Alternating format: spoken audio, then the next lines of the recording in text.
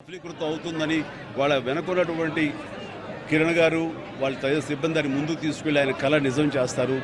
ఆయన ఆయన ఆయన అది జరుగుతున్న ఇది అందరూ ఆయనలో ఒక గంభీరమైన వ్యక్తిని చూస్తుంటారు. కానీ నేను ఆయనలో ఒక చిన్న పిల్లవాడిని, ఒక పసిపిల్లవాడిని కూడా నేను చూడడం జరిగింది.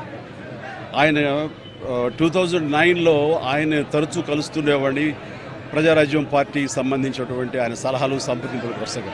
ఆ సమయంలో భోజనం అయిన తర్వాత నేను ఆయనకు ఒక పెన్ను, ఒక కార్టియర్ పెన్ను నేను ఆయనకి గిఫ్ట్గా ఇవ్వడం జరిగింది. ఎందుకంటే ఆయన పెన్నులు కలెక్ట్ చేస్తారు, ఆయనకు హాబీగా ఉంది అని తెలిసినప్పుడు ఆయనకు ఆ పెన్ను ఇచ్చినప్పుడు సుతారంగా వద్దు అంటారేమో అనుకున్నాను. కానీ చాలా ఆప్యాయంగా తీసుకుంటూ చిన్నపిల్లవాళ్ళగా ఆ పెన్ను చూసుకుంటూ, ఒక చిన్నపిల్లవాడికి టాయ్ ఇస్తే ఎంత ఎగ్జైట్ అవుతారో అంత ఎగ్జైట్ అవుతావు. వండర్ఫుల్ పెన్, చాలా బాగుంది చిరంజీవి గారు అని. మీకు అంత ఇష్టం అంటే, అయ్యో నాకు పెన్నులు కలెక్ట్ చేయడం చాలా ఇష్టం, రండి చూపిస్తానంటూ లోపలికి తీసుకువెళ్ళి ఇదే హౌస్లో ఆయన బీరువా తెరిచి ఆయన కలెక్ట్ చేసినటువంటి మంచి మంచి గొప్ప పెన్స్ అని చూపించి, ఇన్ని పెన్స్ ఏం చేసుకుంటారండి అంటే, అయ్యో ఇవి చాలా ఇష్టం అండి, నా మనసుకు ఏదైనా ఆలోచన తోచినప్పుడు ఒక్కొక్కసారి ఒక్కొక్క పెన్తో డైరీలో రాసుకుంటానన్నట్టు ఆయన రకరకాల ఇంకులతోటి, ఎరుపు, నలుపు, ఆకుపచ్చ, బ్లూ, ఎరుపు ఇలాంటి రంగులతోటి ఆయన కప్లెట్స్ లాగా ఆయన ఆలోచనల్ని అక్షర రూపంలో ఆ డైరీలో రాసుకోవడం చూసిన తర్వాత ఆయన నిరంతరం ఈ సొసైటీకి ఏం చేయాలి, నెక్స్ట్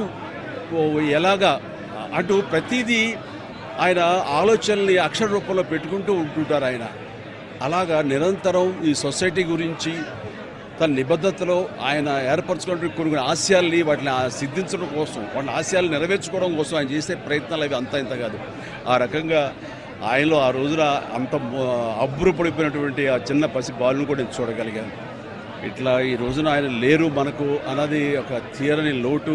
ఇది ఆయనకి, ఆయన కుటుంబానికే కాదు, యావత్ తెలుగు జాతికే ఒక పెద్దని కోల్పోయారు, ఒక గొప్ప వ్యక్తిని కోల్పోయారు, ఒక మహాశక్తిని కోల్పోయాం మనందరం. ఈ సందర్భంగా ఆయన ఎక్కడున్నా సరే ఆ స్వర్గంలో ఉంటారు, మన దరిదాపులోనే ఉంటారు, మన దగ్గరే ఉంటారు, మనకు తోడుగా ఉంటారు. ఆయన ఆత్మకు శాంతి చేకూరాలని వాళ్ళ కుటుంబ సభ్యులకి, వారి సిబ్బందికి, వాళ్ళ అనుయాయులకి, ప్రతి ఒక్కరికి నా యొక్క ప్రగాఢ సానుభూతిని తెలియజేస్తున్నాను.